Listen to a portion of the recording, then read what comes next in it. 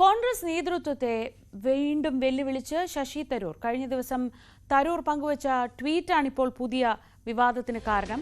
ആകാശം ആരുടെയും സ്വന്തമല്ലെന്നും പറക്കാൻ അനുമതി ചോദിക്കേണ്ടതില്ല എന്നുമുള്ള വാക്കുകൾ ഒരു പക്ഷിയുടെ ചിത്രത്തോടൊപ്പം പങ്കുവെക്കുകയായിരുന്നു ശശി തരൂർ.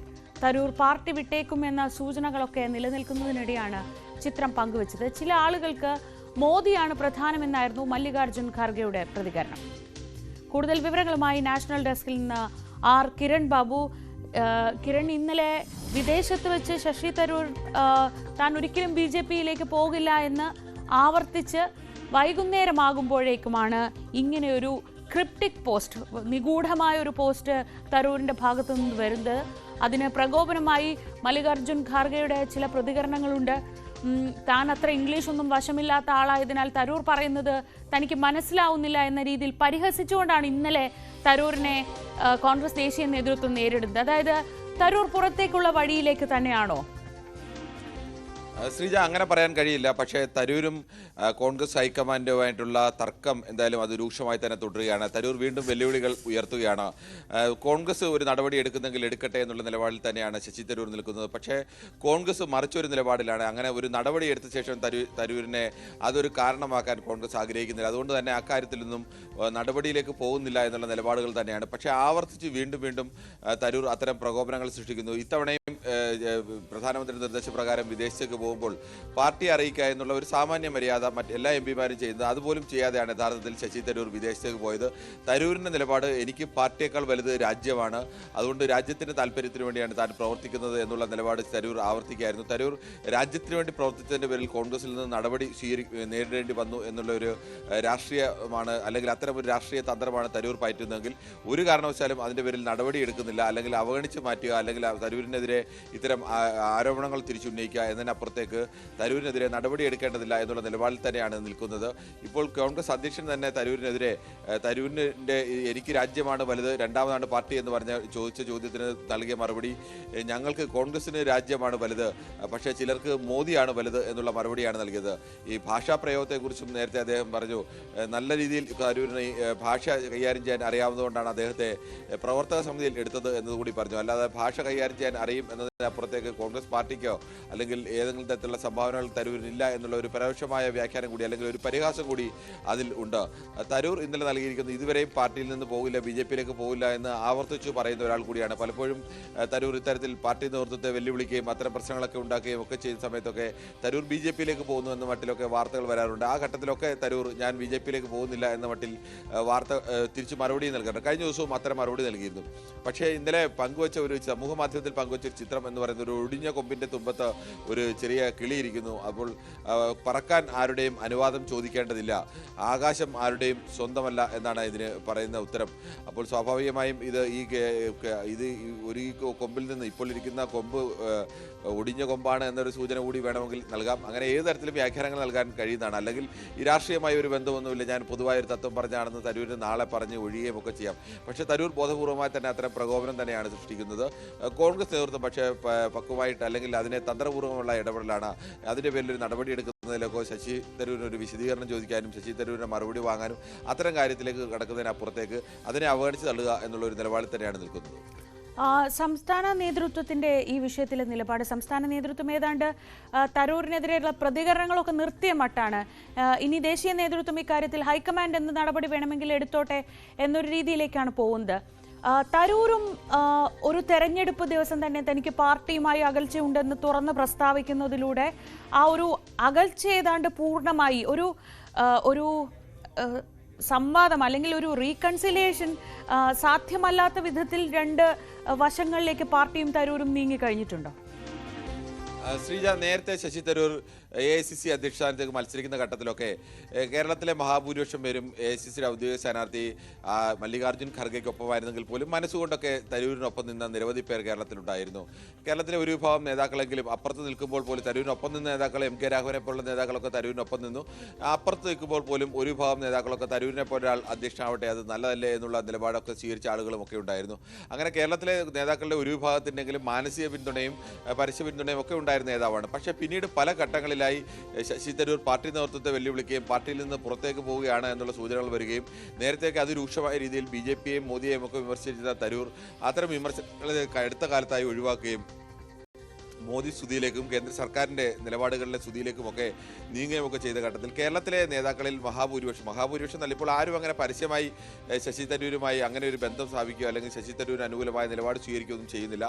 സാധാരണ പ്രവർത്തകർക്കിടയിൽ നിന്നും അദ്ദേഹത്തിന് ആ തരത്തിലേക്കുള്ള ഒരു അടുപ്പം അല്ലെങ്കിൽ ആ തരത്തിലേക്കുള്ള അദ്ദേഹത്തിനോടുണ്ടായിരുന്ന ഒരു ബന്ധത്തിൽ കുറവുണ്ടായിട്ടുണ്ട്. അതുകൊണ്ട് തന്നെയാവും കഴിഞ്ഞ തവണയും ശശി തരൂർ തിരുവനന്തപുരത്ത് വരുമ്പോഴൊന്നും ഒരാൾ പോലും ഒരു കോൺഗ്രസിൻ്റെ പ്രാദേശിക നേതാവ് പോലും കൂടെ ഇല്ലാതെയാണ് സ്വന്തം സ്റ്റാഫിനെ മാത്രം കൂടെ നിർത്തിയാണ് അദ്ദേഹം മാധ്യമങ്ങളെ കാണുകയും ഒക്കെ ചെയ്യുന്നത്.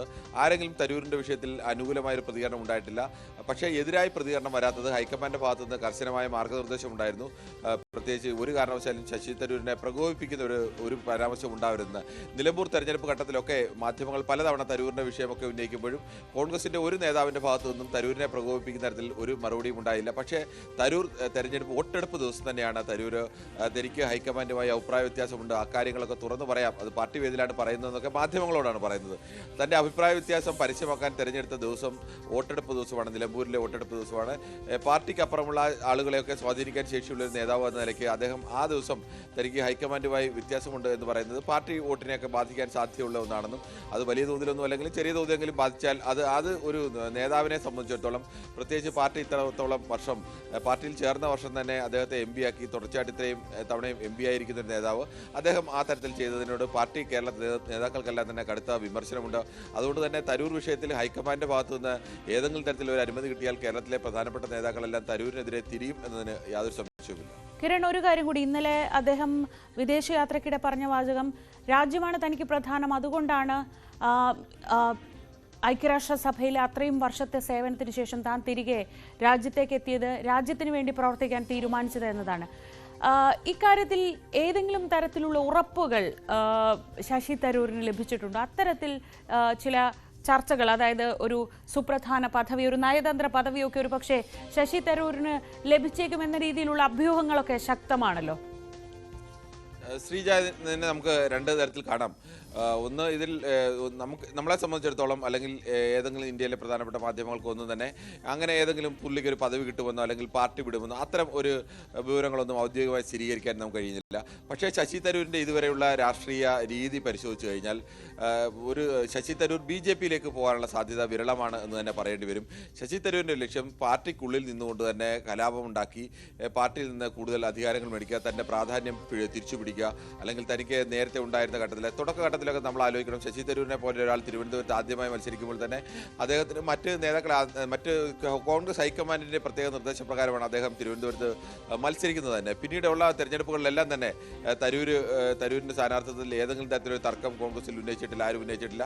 ഈ ഘട്ടങ്ങളിലൊക്കെ തരൂർ തിരുവനന്തപുരത്ത് ജയിക്കാൻ കഴിയുന്ന ഏറ്റവും മികച്ച കോൺഗ്രസിൻ്റെ സ്ഥാനാർത്ഥി തന്നെയാണ്. പക്ഷേ അതിനപ്പുറത്തേക്ക് കോൺഗ്രസ് പാർട്ടിയുടെ പ്രവർത്തകരുടെ ആവശ്യങ്ങൾക്കോ അല്ലെങ്കിൽ അതിന് ചെവിക്കൊള്ളുക, അത്തരത്തിൽ പ്രവർത്തിക്കുകയോ കോൺഗ്രസിൻ്റെ ആകെ കൂടിയുള്ള ഒരു പ്രവർത്തനത്തിന് വേണ്ടിയുള്ള നിലപാടുകൾ സ്വീകരിക്കുകയോ കേരളത്തിൽ വരുന്ന സുപ്രധാന തെരഞ്ഞെടുപ്പുകളിലൊക്കെ പ്രചരണ ചുമതല ഏറ്റെടുത്തുകൊണ്ട് അതിൻ്റെ മുൻപന്തിയിൽ നിൽക്കുക, അങ്ങനെ ഒന്നും ചെയ്തിട്ടുള്ള ഒരാളല്ല തരൂർ. തിരുവനന്തപുരത്ത് തന്നെ അപൂർവമായിട്ടാണ് അദ്ദേഹം കാണുന്നത്, തന്നെ വളരെ അപൂർവമായിട്ടാണ്. പക്ഷേ അദ്ദേഹത്തിന് അതിനൊക്കെ അപ്പുറത്തേക്ക് ഒരു പ്രതിച്ഛായ ഉള്ളതുകൊണ്ട് അദ്ദേഹത്തിന് സ്വാഭാവികമായും BJPയുടെ വെല്ലുവിളി മറുഭാഗത്ത് നിൽക്കുന്നു. അപ്പോൾ തിരുവനന്തപുരത്ത് ഇടതുപക്ഷ വോട്ടുകളടക്കം BJP പരാജയപ്പെടാൻ വേണ്ടി ശശി തരൂരിന് കിട്ടുന്ന രാഷ്ട്രീയ അന്തരീക്ഷം, മതന്യൂനപക്ഷങ്ങളുടെ ഇടയിലൊക്കെ BJP ജയിക്കാതിരിക്കാൻ വേണ്ടിയുള്ള അനുകൂലമായ അവസ്ഥ, അങ്ങനെ പല പല കാരണങ്ങളാൽ ആവർത്തിച്ച് ജയിച്ചുകൊണ്ടിരിക്കുകയാണ്. തരൂരിന് എല്ലാ ഘട്ടത്തിലും അന്ന് കോൺഗ്രസ് അധ്യക്ഷ സോണിയാഗാന്ധിയുടെ തന്നെ ഏറ്റവും അടുത്ത ആളായിരുന്നു. അന്ന് തരൂരിന് വലിയ പരിഗണനയാണ് നൽകിയത്. അദ്ദേഹത്തിന് മന്ത്രിസ്ഥാനം കിട്ടുകയും അതിനുശേഷം പിന്നീട് IPLുമായി ബന്ധപ്പെട്ട വിഷയത്തിൽ അദ്ദേഹത്തിന് രാജിവെക്കേണ്ടി വരുന്നു. പിന്നീട് വീണ്ടും അദ്ദേഹത്തെ മന്ത്രിസ്ഥാനത്തേക്ക് മടക്കിക്കൊണ്ടുവരുന്നു. കോൺഗ്രസ് നേതൃത്വത്തിൽ എപ്പോഴും വലിയ പ്രാധാന്യവും ഒക്കെ അർഹതയും ഒക്കെ കിട്ടിയിരുന്നതാണ്. പക്ഷേ കഴിഞ്ഞ 10 വർഷമായി കോൺഗ്രസിനെ സംബന്ധിച്ച് അവിടെ അധികാരമില്ലായിരുന്ന ഘട്ടത്തിലൊക്കെ ആദ്യം തരൂർ വീണ്ടും ആദ്യഘട്ടത്തിലൊക്കെ അടുപ്പക്കാരൻ തന്നെയായിരുന്നു. പിന്നീടാണ് ഈ ഹൈക്കമാൻഡുമായി അദ്ദേഹം രാഹുൽ ഗാന്ധി വന്ന ശേഷമാണ് ഹൈക്കമാൻഡുമായി ഒരു അകൽച്ച ശശി തരൂരിനുണ്ടായത്. അത് പിന്നീട് കൂടിക്കൂടി വരികയായിരുന്നു. കോൺഗ്രസിനെ സംബന്ധിച്ച് കോൺഗ്രസ് AICC അധ്യക്ഷ സ്ഥാനത്തേക്ക് മത്സരം വരുമ്പോൾ തരൂർ ചോദിക്കുമ്പോൾ മത്സരിക്കേണ്ടായിരുന്നൊരു നിലപാട് സോണിയാഗാന്ധിയോ രാഹുൽ ഗാന്ധിയോ ഒരിക്കലും പറയില്ല. അത് ആര് ചോദിച്ചാലും പറയില്ല, കോൺഗ്രസിൻ്റെ രീതിയാണ്. പക്ഷേ മത്സരിക്കരുത് എന്നുള്ളത് കോൺഗ്രസിലെ ഒരു അലിഖിത നിയമം കൂടിയാണ്. ഹൈക്കമാൻഡ് നിശ്ചയിക്കുന്ന ആളുകളെ തന്നെ അധ്യക്ഷനാക്കുക എന്നുള്ളത്, അത് ലംഘിച്ചുകൊണ്ടാണ് തരൂർ മത്സരിച്ചത്. അത്തരമൊരു മത്സരത്തിൽ നിൽക്കുമ്പോഴും ഒരു വിഭാഗത്തിനൊക്കെ പിന്തുണ ശശി തരൂർ ലഭിച്ചിരുന്നു. പക്ഷേ അദ്ദേഹം അതിനുശേഷം നടത്തിയ നീക്കങ്ങളിലാണ് പാർട്ടിക്കുള്ളിൽ നിന്ന് വലിയ തോതിൽ അതൃപ്തി ഉണ്ടായത്. പക്ഷേ ഇപ്പോഴും അദ്ദേഹം ഏതെങ്കിലും തരത്തിൽ BJP-യിലേക്ക് പോകും എന്ന് നമുക്ക് വിലയിരുത്താനാവില്ല. കാരണം ഈ സംഘപരിവാർ രാഷ്ട്രീയത്തിനെതിരെയൊക്കെ അതിരൂക്ഷമായ രീതിയിലുള്ള അദ്ദേഹത്തിൻ്റെ പ്രസംഗങ്ങൾ, അദ്ദേഹത്തിൻ്റെ ലേഖനങ്ങൾ, അദ്ദേഹത്തിൻ്റെ പുസ്തകം അടക്കമുള്ളതാണ്.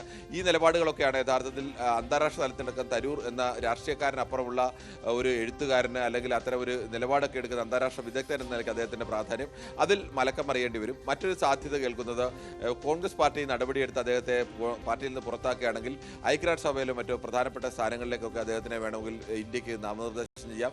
സ്വാഭാവികമായും കോൺഗ്രസിനെ സംബന്ധിച്ചും ഗുണമാണ്. തരൂരിനെ പോലെ ആ തരത്തിലേക്കൊക്കെ ഇന്ത്യക്ക് വേണ്ടി ഇടപെടാൻ കഴിയുന്ന ഒരാളെ കൊണ്ടുവന്നാൽ രാജ്യത്തിന് പൊതുവായ ഗുണമാണ്. അതിനൊക്കെ അപ്പുറത്തേക്ക് കോൺഗ്രസിന് അടിക്കാൻ കഴിയുന്ന BJP-യുടെ കയ്യിൽ കിട്ടുന്ന ഏറ്റവും നല്ലൊരു വടി കൂടിയാണ് ശശി തരൂർ. കാരണം കോൺഗ്രസ് അധ്യക്ഷ സ്ഥാനത്തേക്ക് മത്സരിച്ച് പരാജയപ്പെട്ട ഒരാൾ അങ്ങനെ ഒരാളെ തന്നെ BJP-യിൽ എത്തുന്നു എന്ന് പറഞ്ഞാൽ, അല്ലെങ്കിൽ ശശി തരൂരിനെ പോലെ രാഷ്ട്രീയത്തിനപ്പുറം ചിന്തിക്കുന്ന ഒരാൾ BJP-യിൽ എത്തുന്നു എന്ന് പറഞ്ഞാൽ സ്വാഭാവികമായും അത് BJP-ക്ക് വലിയ നേട്ടമാണ്. അത്തരം ഒരു സാധ്യതയാണ് രണ്ടാമത് നിൽക്കുന്നത്. പക്ഷേ ഇതെല്ലാം പറയുമ്പോഴും തരൂരിൻ്റെ ഇതുവരെയുള്ള രാഷ്ട്രീയ പരിശോധിച്ചു കഴിഞ്ഞാൽ തരൂർ നാളെ BJP-യിലേക്ക് പോകും എന്ന വാർത്തയ്ക്കോ അല്ലെങ്കിൽ അത്തരത്തിൽ ഒരു സാധ്യതയ്ക്കുള്ള അത് കുറവാണ് എന്ന് തന്നെ പറയേണ്ടി വരും. ശരി, ആർ കിരൺ ബാബുവാണ് വിശദമായ വിവരങ്ങൾ നൽകിയത്. എന്തായാലും തരൂരും പാർട്ടിയും തമ്മിലുള്ള അകലം കൂടിക്കൊണ്ടേ ഇരിക്കുകയാണ്.